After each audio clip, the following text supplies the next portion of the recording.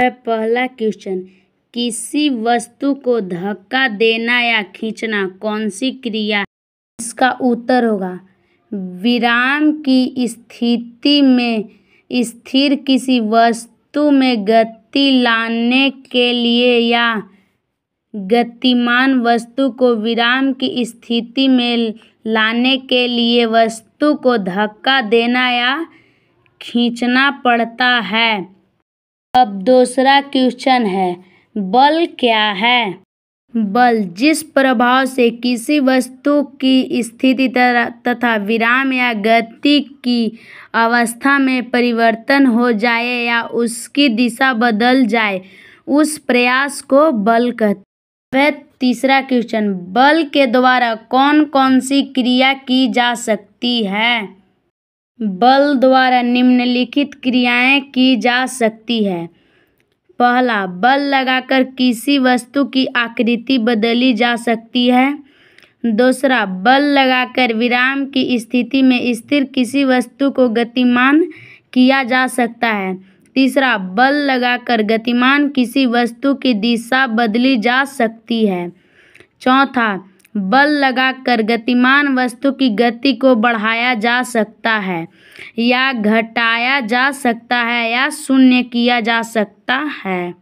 Question number 4, वस्तुओं की अंतःक्रिया से आप क्या समझते हैं? किसी व्यक्ति, वस्तु या पशु के दोनों ओर से लगाए गए बल को अंतःक्रिया कहते हैं। रस्साकसी का खेल अंतःक्रिया का एक अच्छा उदाहरण है।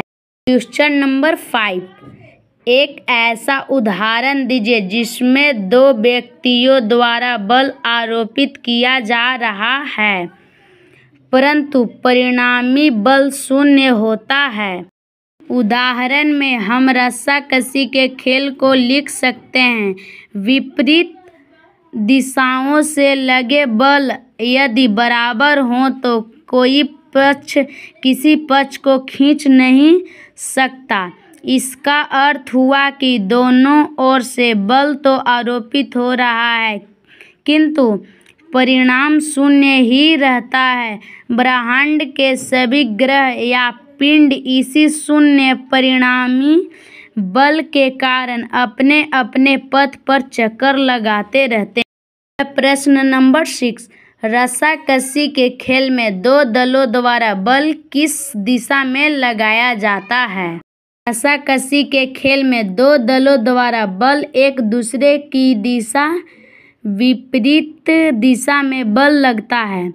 यहाँ हम देखते हैं कि दो बल विपरीत दिशा में काम करते हैं तो वस्तु पर लगने वाले कुल बल दोनों बलों के अंतर के बराबर है। अचानक यदि एक दल का बल बढ़ जाता है तो वह दल विजयी होता है। यह बल दोनों दलों द्वारा लगे बल के अंतर से बड़ा होता है। अब 7वां नंबर, संपर्क बल असंपर्क बल के दो प्रकारों को स्पष्ट कीजिए। इसका उत्तर, संपर्क बल दो प्रकार के होते हैं, एक पेशीय बल तथा दूसरा घर्षण बल। पेशियों का उपयोग बिना संपर्क के नहीं हो सकता। किसी वस्तु को उठाने या ठेलने या खींचने किसी भी कार्य के लिए वस्तु से संपर्क करनी ही पड़ता है। 8वां प्रश्न, गुरुत्वाकर्षण बल, विद्युत बल, घर्षण बल से क्या समझते हैं? आंसर हो जाएगा गुरुत्वाकर्षण बल। गुरुत्वाकर्षण बल उसे कहते हैं जो बल पृथ्वी के आकर्षण से वस्तु पृथ्वी की ओर आकर्षित होती है। इसी बल के कारण कोई वस्तु पृथ्वी पर गिरती है, ऊपर नहीं जाती है। अब है विद्युत बल। विद्युत बल उसे कहते हैं जो बल विद्युत के कारण लगता है। विद्युत बल के कारण भारी भारी वस्तुएं उठाई जाती हैं। लिफ्ट या एस्केलेटर विद्युत बल के कारण ही काम करते हैं। भारी भारी मशीनों विद्युत बल के कारण गतिमान होती है। घर्षण बल। जब कोई वस्तु किसी दूसरी वस्तु की सतह पर सरकती है तो दोनों वस्तुओं के मिलन स्थल पर एक बल उत्पन्न होता है जो गति के विरुद्ध करता है। इस बल को घर्षण बल कहते हैं। अब है 9 क्वेश्चन। भार क्या है? क्या भार को बल की माप के लिए प्रयुक्त किया जा सकता है? का आंसर हो जाएगा भार पृथ्वी के गुरुत्वाकर्षण परिमाप है।